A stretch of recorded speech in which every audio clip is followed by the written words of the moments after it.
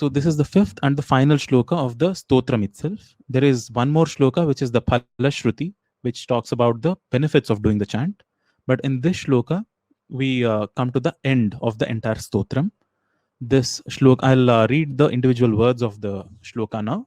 Pratar vadami lalite tava punyanama kameshwariti kamaleti maheshwariti Shri Shambhaviti Jagatam Janani Pareti Vagdevateti Vachasa Tripureshwariti. So at the very beginning, one thing that which comes to mind is we should be mindful of the Hrasva Ikara or the short E sound here. When we chant it in a tune, it is very it's possible. It's there is a tendency to drag out this short E sound for a longer duration. It's not Maheshwariti. It is Maheshwariti. Iti is the word there. Iti means does. The little word of the meaning iti is does.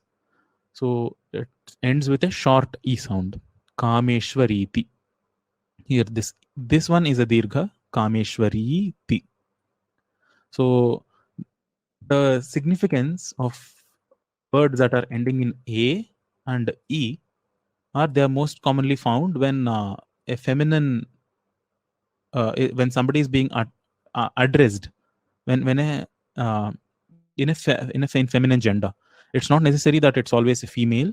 So gender and male and female are different. So in Sanskrit, whenever there is a word of the feminine gender which is being used in the context of addressing someone or sambodhana, they end in A or E. For example, Sita is addressed as Site. So Lalita becomes Lalite. And Gauri becomes Gauri. So similarly, here this A sound and E sounds are seen. Here Para becomes Pare. So these are the addressals or Sambodhanam. Ayi. Yes, Nemije. I exactly. So Ayi is one of the words that are used in Sambodhanam. Ayi, Bhoho, Are, He. These are all used in addressal. So you address someone, then these words are used. This form of the words are used. Lalite, Kamale. So Kamala becomes Kamale. So the meaning, again, to understand the meaning, the verb or the action to catch hold of is Vadami. Vada comes again from Vak. Vadami means I speak. Pratah, at the break of dawn, I utter or I speak. Punyanama, auspicious name. Whose auspicious name? Your auspicious name. Tava. Tava means your auspicious name. And here the goddess is now at the fifth shloka being addressed directly. So far, all the addressal was in third person as somebody else. I will praise her. She is like this. Her arms are like this. Her face is like that. But now, all of it was so far in third person or Prathama Purusha in Sanskrit, which is addressing somebody else. Now it has come a little more. The addressal has become the description has become more proximate. So right in the fifth shloka, it's like talking directly to somebody. Tava, your, Punyanama, auspicious name. Surayaji, yes, grammar, but it is GRAMMAR. But yes, it's grammatical aspects of language. So I want to insert a slight grammar here and there. I hope it's not too tedious in description. I know it comes in the way of enjoying the poetic beauty of a shloka, but yeah, grammatical aspects. So Prataha Vadami, at the break of dawn, early in the morning, I utter Lalite, O goddess Lalita, Tava Punyanama, your auspicious name, Kameshwari iti. How am I going to utter these names? By calling you out, to you as Kameshwari and Kamale and Maheshwari, Shri Shambhavi and Jagatan Janani or Jagat Janani is split as Jagatan Janani, Para, Vagdevata. So when these are all names of the goddess, Vagdevata, Kameshwari, Kamala, Maheshwari, Tripura, when they become addressal, calling out to somebody, Hey Durge. So when you call Durga, it becomes Durge. So when you call out Kameshwari, it becomes Kameshwari. Kameshwari plus iti is Kameshwari iti. Kamale iti. Kamale, Maheshwari, Shri Shambhavi, Jagat Janani, Jagatan Janani, Pare, Vagdevate, Tripure, and Ishwari. These are all the words. Vachasa is using my words. Vadami, Vachasa Vadami. So is one sentence. Pratah Vadami. Early morning I utter. Utter with what? With through my words. Vachasa. Through my vak or words. So the meanings of the individual words are simple. Kameshwari is the goddess of Kama or desire. Kamala is the incarnation of a lotus. But even deeper, going deeper into it, Mala means impurity. Kamala is one who breaks through impurity, cuts through impurity. So Kamala is that. You can interpret and go abstract into the various other contexts in which each word can be understood, each name can be understood. So the same applies to Shambhavi, Shri Shambhavi. The Shri is auspicious. Shambhavi is there are multiple interpretations. The consort of Shambhu, Lord Shiva. So Shambhu is because Sham means auspiciousness again. Shankara, the one who causes Sham. Shubham, Sham is wellness, well-being. So Shambhavi is the one who causes well-being. It's also, the twilight period, which is a transition period between two different phases of the day. So it's evening. Sandhya is also called as Shambhavi. Jagatam Janani, who is the Janani or the mother, who gives Janma to the entire existence, Jagat. So, and Para, the one who is of the beyond. Vag Devata, who is the Devata or the deity or the goddess of Vak or sound, speech. And Tripureshwari, who is the ruler, Ishwari, ruler, and the commander or who presides over Tripura, or the three cities. So there is this three cities. There is this lore of three cities, which are said to have been destroyed by Shiva, Brahma, Vishnu, and Shiva together. Actually, it the lore of the three cities describe again the three gunas or the threefold manifestations of physical creation around us. When we go beyond the limitations of this physical creation, then that is said to be the ultimate possibility of a human being, that one is not stuck to these three compulsive natures within oneself. Even sattva, which is said to be the purest. So these three, just to quickly talk about them, are tamas, rajas, and sattva in the increasing order of subtlety of existence.